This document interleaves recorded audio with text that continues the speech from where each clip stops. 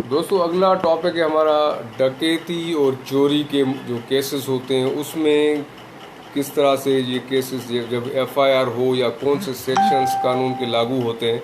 तो इसमें यह कि सेक्शन 390 से लेके सेक्शन 399 तक, बल्कि सेक्शन 402 तक, यानी 390 सेक्शन 390 से लेके सेक्शन 402 तक ये सारे सेक्शंस हैं पाकिस्तान पीनल कोड के, ताज़ीरात पाकिस्तान के पीपीसी, वो अप्लाई होते हैं जहाँ पे केसेस हों चोरी और डकैती के।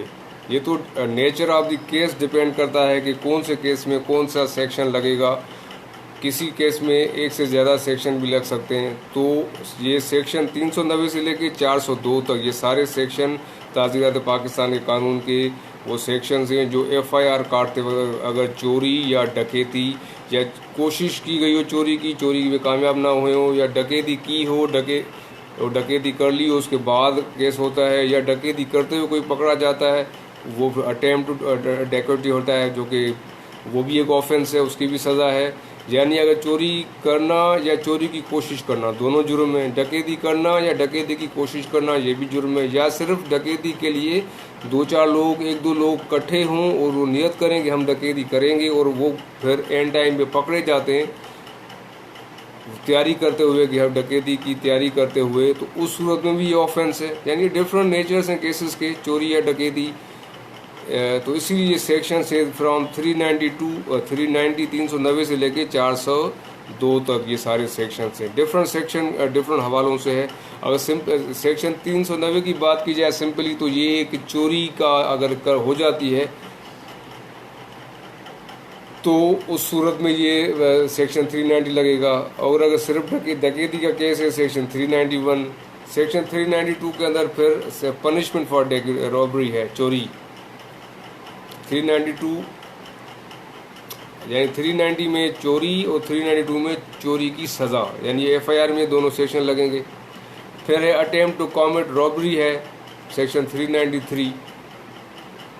तो ये इनकी डिटेल में जाएंगे तो जाहिर है ये काफ़ी it will take a long video to make के सारी डिटेल्स केसेस की। इस पर मैंने ऑलरेडी कुछ डकैती के केसेस पे, कुछ रॉबरी के केसेस पे और कुछ एक्सटॉर्शन मनी के हवाले से भी वीडियोस अवेलेबल है मेरे इस पेज पे।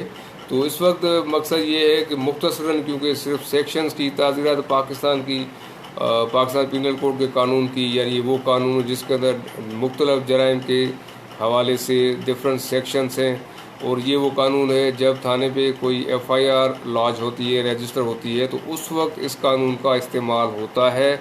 इसी कानून के सेक्शन के तहत एफआईआर करती है, और नेचर ऑफ केस देखते हुए कि किस तरह का ऑफेंस हुआ है उसके तहत फिर सेक्शन, यानी ये एक पुलिस ऑफिसर की कॉम्पिटेंस के ऊपर होता है कि जब वो एफआईआर एएसआई लेवल का कम से कम ऑफिसर होता है जो एफआईआर काटता है, लिखता है, यानी author of FIR ASI level का ऑफिसर या उससे बड़ा होता है। तो उस वक्त ज़ाहिर उसके लिए ये नॉलेज होना, knowledge of law, knowledge of Pakistan penal code बड़ा ज़रूरी होता है। तभी एक मजबूत और प्रॉपर एफआईआर कटती है जहाँ पे आप प्रॉपरली सेक्शंस लिखें। अगर सिर्फ एक नॉलेज ना हो आपको लॉ की, और ऐसे कलम उठा के कोई पुलिस वाला एफआईआर लिखना शुरू कर दे, तो उस एफआईआर की अहमियत या वैल्यू वही होगी जो रद्दी की टोकरी में पड़े हुए कागज़ की होती है। तो कमिंग बैक टू ये सेक्शन 390 से लेकर सेक्शन 402, ये चोरी और डकैती के मुख्तलिफ वारदातों के हवाले से डिफरेंट सेक्शंस हैं। इसके अंदर डिफरेंट सज़ाएँ हैं, और चोरी हो गई हो तो उसका अलग सेक्शन, अलग सज़ा है। चोरी की कोशिश की गई हो, पकड़े गए हों, चोरी नाकाम हुई हो, उसकी अलग सेक्शन है, अलग सज़ा है। Same is the case with डकैती।